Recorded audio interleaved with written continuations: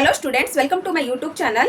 Students, ಇವತ್ತು ನಾವು class 10th maths chapter 3 peer of linear equation in 2 variable ಈ chapter ಅಲ್ಲಿ ಎಕ್ಸರ್ಸೈಸ್ 3.2 ಕ್ವೆಶ್ಚನ್ ನಂಬರ್ 3 ನ ಸಾಲ್ವ್ ಮಾಡೋಣ.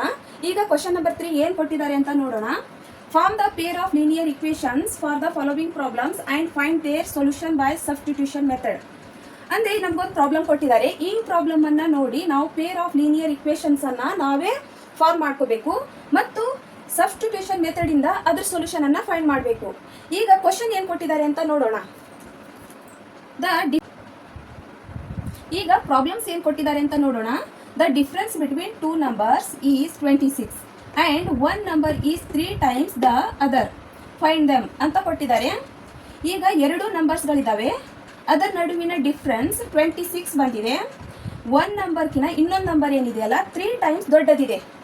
ಈಗ ಎರಡು ನಂಬರ್ಸ್ಗಳ ನಡುವಿನ ನಾವು ಡಿಫ್ರೆನ್ಸ್ ಅನ್ನ ಫೈಂಡ್ ಮಾಡಬೇಕಂದ್ರೆ ನಾವು ಸಬ್ಸ್ಟ್ರಾಕ್ಷನ್ ಮಾಡುತ್ತೇವೆ ಅಂದ್ರೆ ಒಂದು ಬಿಗ್ ನಂಬರ್ ಇರುತ್ತೆ, ಒಂದು ಸ್ಮಾಲ್ ನಂಬರ್ ಇರುತ್ತೆ. ನಾವು ಬಿಗ್ ನಂಬರ್ ಅಲ್ಲಿ ಸ್ಮಾಲ್ ನಂಬರ್ ಅನ್ನ ಮೈನಸ್ ಮಾಡುತ್ತೇವೆ.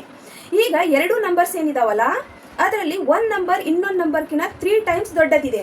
ಅದನ್ನೇ ನಾವು ಇಲ್ಲಿ ಫೈಂಡ್ ಮಾಡಬೇಕಾಗುತ್ತದೆ. ಈಗ ನಾನು ಇಲ್ಲಿ ಸೊಲ್ಯೂಷನ್ ಅನ್ನ ಫೈಂಡ್ ಮಾಡೋಣ. Let larger number is equal to x ಅಂತ ತಿಳಿದುಕೊಳ್ಳೋಣ. ಈಗ ಎರಡು ವಿಷಯಗಳನ್ನ ನಮಗೆ ಕೊಟ್ಟಿರ್ತಾರೆ. ಅದರಲ್ಲಿ ನಾವು ವೇರಿಯೇಬಲ್ಗಳನ್ನ ಎಕ್ಸ್ ಮತ್ತು ವೈ ವೇರಿಯೇಬಲ್ಗಳನ್ನ ತಗೋಬೇಕಾಗುತ್ತದೆ. ನಾನು ಇಲ್ಲಿ ಲಾರ್ಜರ್ ನಂಬರ್ ಅಂದರೆ ಎಕ್ಸ್ ಅಂತ ತೆಗೆದುಕೊಳ್ಳುತ್ತೇನೆ ಮತ್ತು ಸ್ಮಾಲರ್ ನಂಬರ್ ಅಂದರೆ ವೈ ಅಂತ ತೆಗೆದುಕೊಳ್ಳುತ್ತೇನೆ.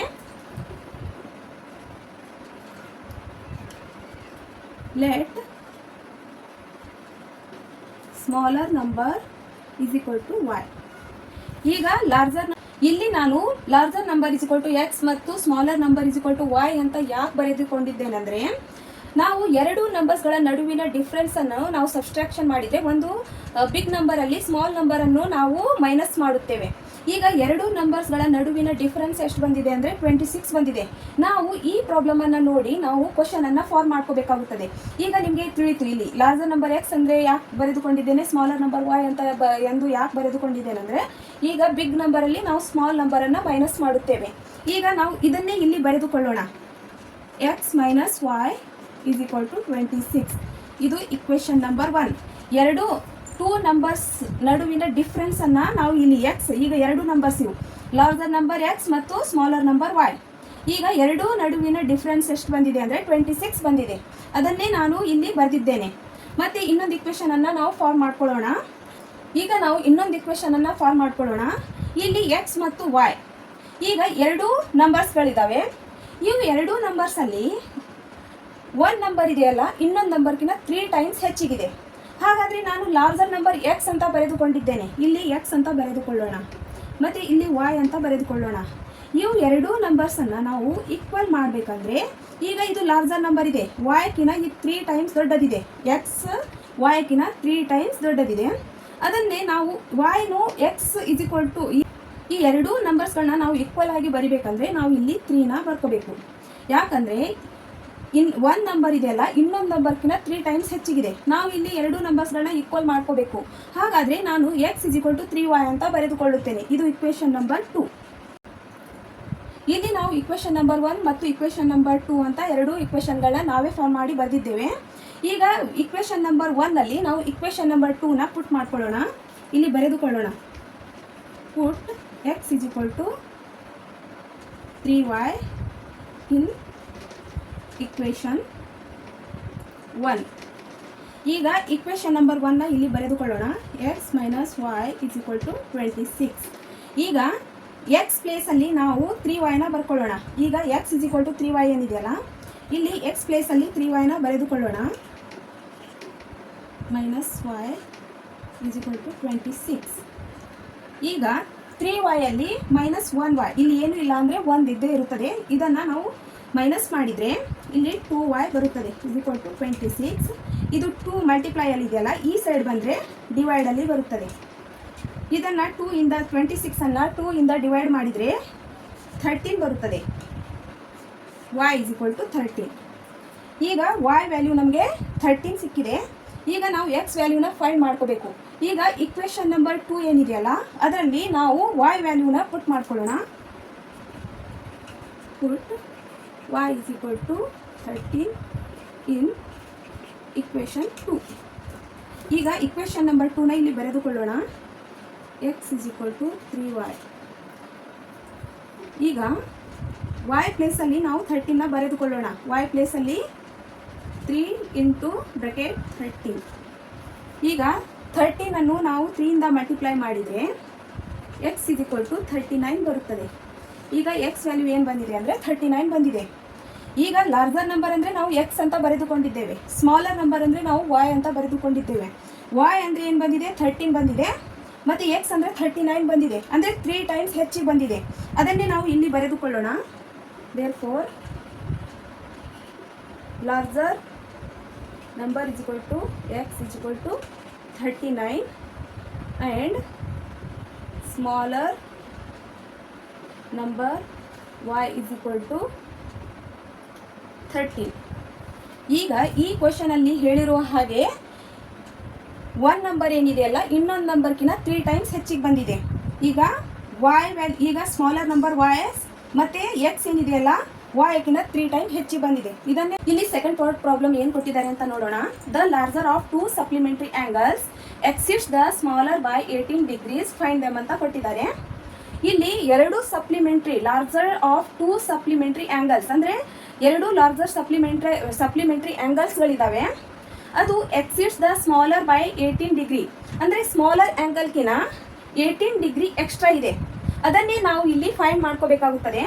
ಈಗ ಲಾರ್ಜರ್ ಆಫ್ 2 ಸಪ್ಲಿಮೆಂಟ್ರಿ ಆ್ಯಂಗಲ್ದು ಸಮ್ ಮಾಡಿದರೆ x plus y is equal to 180 degree ಇರುತ್ತದೆ. ಇಲ್ಲಿ ಸಪ್ಲಿಮೆಂಟ್ರಿ ಆ್ಯಂಗಲ್ಸ್ 2 ಸಪ್ಲಿಮೆಂಟ್ರಿ ಆ್ಯಂಗಲ್ಸ್ದು ಸಮ್ ಮಾಡಿದರೆ ಎಷ್ಟು ಇರುತ್ತದೆ 180 ಡಿಗ್ರಿ ಇರುತ್ತದೆ. ಈಗ ನಾವು ಈ ಪ್ರಾಬ್ಲಮನ್ನು ನೋಡಿ ನಾವೇ ಈಕ್ವೇಷನನ್ನು ಫಾರ್ಮ್ ಮಾಡ್ಕೋಬೇಕಾಗುತ್ತದೆ. ಇಲ್ಲಿ ಲಾರ್ಜರ್ ಸಪ್ಲಿಮೆಂಟ್ರಿ ಆ್ಯಂಗಲ್ ಮತ್ತು ಸ್ಮಾಲರ್ ಸಪ್ಲಿಮೆಂಟ್ರಿ ಆ್ಯಂಗಲ್ಸ್ ಇರುತ್ತದೆ. ಇಲ್ಲಿ ಲಾರ್ಜರ್ ಆ್ಯಂಗಲ್ ಮತ್ತು ಸ್ಮಾಲರ್ ಆ್ಯಂಗಲ್ ಇರುತ್ತದೆ. ನಾನು ಲಾರ್ಜರ್ ಆ್ಯಂಗಲ್ ಅಂದರೆ ಎಕ್ಸ್ ಅಂತ ಬರೆದುಕೊಳ್ಳುತ್ತೇನೆ ಮತ್ತು ಸ್ಮಾಲರ್ ಆ್ಯಂಗಲ್ ಅಂದರೆ ವಾಯ್ ಅಂತ ಬರೆದುಕೊಳ್ಳುತ್ತೇನೆ. ಇಲ್ಲಿ ಬರೆದುಕೊಳ್ಳೋಣ. Let larger angle is equal to x and smaller angle is equal to y. ಈಗ ನಾವು ಈ ಪ್ರಾಬ್ಲಮ್ ಅನ್ನು ನೋಡಿ ಇಕ್ವೇಷನ್ ಅನ್ನು ಫಾರ್ಮ್ ಮಾಡ್ಕೊಳ್ಳೋಣ. ಈಗ ಲಾರ್ಜರ್ ಆ್ಯಂಗಲ್ ಅಂದರೆ x ಅಂತ ಬರೆದುಕೊಂಡಿದ್ದೇನೆ, ಸ್ಮಾಲರ್ ಆ್ಯಂಗಲ್ ಅಂದರೆ y ಅಂತ ಬರೆದುಕೊಂಡಿದ್ದೇನೆ. ಇಲ್ಲಿ ಲಾರ್ಜರ್ ಆಫ್ 2 ಸಪ್ಲಿಮೆಂಟ್ರಿ ಆ್ಯಂಗಲ್ಸ್ ಅಂತ ಕೊಟ್ಟಿದ್ದಾರೆ. ಈ 2 ಸಪ್ಲಿಮೆಂಟ್ರಿ ಆ್ಯಂಗಲ್ದು ಸಮ್ ಎಷ್ಟಾಗುತ್ತದೆ x plus y is equal to 180 degree ಆಗುತ್ತದೆ. ಇದನ್ನೇ ನಾನು ಇಲ್ಲಿ ಇಕ್ವೇಷನ್ ನಂಬರ್ 1 ಅಂತ ಬರೆದುಕೊಳ್ಳುತ್ತೇನೆ. X plus y is equal to 180 degree. ಇದು ಇಕ್ವೇಷನ್ ನಂಬರ್ 1. ಮತ್ತು ಈಗ ಇಕ್ವೇಷನ್ ನಂಬರ್ 2ನ ಫಾರ್ಮ್ ಮಾಡ್ಕೊಳ್ಳೋಣ.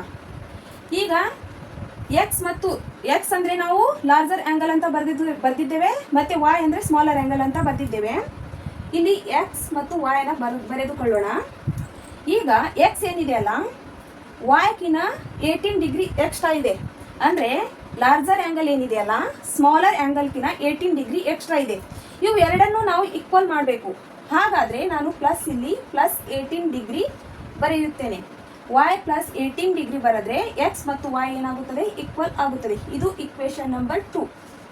ಈಗ ಲಾರ್ಜರ್ ಆ್ಯಂಗಲ್ ಸ್ಮಾಲರ್ ಆ್ಯಂಗಲ್ಕಿನ 18 ಡಿಗ್ರಿ ಎಕ್ಸ್ಟ್ರಾ ಇದೆ.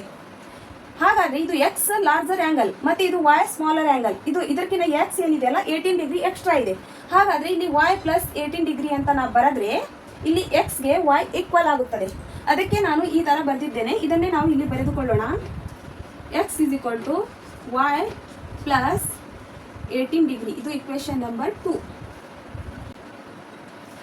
ಇಲ್ಲಿ ನಾವು ಇಕ್ವೇಷನನ್ನು ಫಾರ್ಮ್ ಮಾಡ್ಕೊಂಡಿದ್ದೇವೆ. ಇದನ್ನು ನಾವು ಸಬ್ಸ್ಟಿಟ್ಯೂಷನ್ ಮೆಥಡಿಂದ ಸೊಲ್ಯೂಷನನ್ನು ಫೈಂಡ್ ಮಾಡ್ಕೋಬೇಕು. ಸೊಲ್ಯೂಷನನ್ನು ನಾವು ಎಕ್ಸ್ ಮತ್ತು ಈಗ ಸಬ್ಸ್ಟಿಟ್ಯೂಷನ್ ಮೆಥಡ್ ಅಂದರೆ ಒಂದು ಇಕ್ವೇಷನನ್ನು ಇನ್ನೊಂದು ಇಕ್ವೇಷನಲ್ಲಿ ಸಬ್ಸ್ಟಿಟ್ಯೂಟ್ ಮಾಡೋದು. ಹಾಗಾದರೆ ನಾನು x is equal to y plus 18 degree ಏನಿದೆಯಲ್ಲ ಇದನ್ನು ನಾನು ಇಕ್ವೇಷನ್ ನಂಬರ್ 1ನಲ್ಲಿ ಪುಟ್ ಮಾಡಿಕೊಳ್ಳುತ್ತೇನೆ. ಇಲ್ಲಿ ಬರೆದುಕೊಳ್ಳೋಣ. Put x is equal to y plus 18 degree in equation 1. ಈಗ ಇಕ್ವೇಷನ್ ನಂಬರ್ 1ನ ಇಲ್ಲಿ ಬರೆದುಕೊಳ್ಳೋಣ. X plus y is equal to 180 degree. ಈಗ ಇದನ್ನು ನಾನು ಇಲ್ಲಿ ಎಕ್ಸ್ ಪ್ಲೇಸಲ್ಲಿ ವೈ ಪ್ಲಸ್ 18 ಡಿಗ್ರಿನನ್ನು ಇಲ್ಲಿ ಬರೆದುಕೊಳ್ಳುತ್ತೇನೆ. ವೈ ಪ್ಲಸ್ 18 ಡಿಗ್ರಿ, ಇಲ್ಲಿ ಪ್ಲಸ್ y ಉಳಿಯುತ್ತದೆ, ಇದನ್ನು ನಾನು ಇಲ್ಲಿ ಬರೆದುಕೊಳ್ಳುತ್ತೇನೆ, is equal to 180 degree.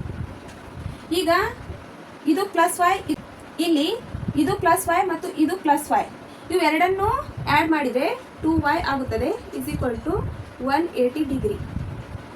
Minus ಇದು ಪ್ಲಸ್ 18 ಇದೆಯಲ್ಲ, ಈ ಸೈಡ್ ಬಂದರೆ ಮೈನಸ್ 18 ಡಿಗ್ರಿ ಆಗುತ್ತದೆ. ಇಲ್ಲಿ ಪ್ಲಸ್ 18 ಡಿಗ್ರಿ ಇದೆಯಲ್ಲ, ಈ ಸೈಡ್ ಬಂದರೆ ಮೈನಸ್ 18 ಡಿಗ್ರಿ ಆಗುತ್ತದೆ. 2y ಇಸ್ ಈಕ್ವಲ್ ಟು, ಇದನ್ನು ನಾವು ಮೈನಸ್ ಮಾಡಿದರೆ 180ಯಲ್ಲಿ 18 ಡಿಗ್ರಿನನ್ನು 180 ಡಿಗ್ರಿಯಲ್ಲಿ 18 ಡಿಗ್ರಿನನ್ನು ಮೈನಸ್ ಮಾಡಿದರೆ 162 ಡಿಗ್ರಿ ಬರುತ್ತದೆ. y is equal to 162 degree divided by 2. ಈ ಮಲ್ಟಿಪ್ಲೈಯಲ್ಲಿ 2 ಏನಿದೆಯಲ್ಲ, ಈ ಸೈಡ್ ಬಂದರೆ ಡಿವೈಡಲ್ಲಿ ಬರುತ್ತದೆ. ಇದನ್ನು ಡಿವೈಡ್ ಮಾಡಿದರೆ y is equal to 81 degree ಬರುತ್ತದೆ. ಈಗ 81 ಡಿಗ್ರಿ ಬಂದಿದೆ. ಇದನ್ನು ನಾನು ಇಕ್ವೇಷನ್ ನಂಬರ್ 2 ಅಲ್ಲಿ ಪುಟ್ ಮಾಡಿಕೊಳ್ಳುತ್ತೇನೆ. ನಾವು put y is equal to 81 degree in equation number 2. ಈಗ ನಾವು ಇಕ್ವೇಷನ್ ನಂಬರ್ 2ನ ಇಲ್ಲಿ ಬರೆದುಕೊಳ್ಳೋಣ. x is equal to y plus 18 degree. ಈಗ ಇಲ್ಲಿ y ವ್ಯಾಲ್ಯೂ ಏನಿದೆಯಲ್ಲ, y ಪ್ಲೇಸಲ್ಲಿ ಬರೆದುಕೊಳ್ಳೋಣ. x is equal to 81 degree plus 18 degree. x is equal to ಇವು 81 ಡಿಗ್ರಿ ಪ್ಲಸ್ 18 ಡಿಗ್ರಿನ ಆ್ಯಡ್ ಮಾಡಿದರೆ 99 ಡಿಗ್ರಿ ಆಗುತ್ತದೆ. ಎಕ್ಸ್ ವ್ಯಾಲ್ಯೂ ಏನು ಬಂದಿದೆ, ಇಲ್ಲಿ ನಾವು ಲಾರ್ಜರ್ ಆ್ಯಂಗಲ್ ಅಂದರೆ ಎಕ್ಸ್ ಅಂತ ಬರೆದುಕೊಂಡಿದ್ದೇವೆ, ಸ್ಮಾಲರ್ ಆ್ಯಂಗಲ್ ಅಂದರೆ y ಅಂತ ಬರೆದುಕೊಂಡಿದ್ದೇವೆ.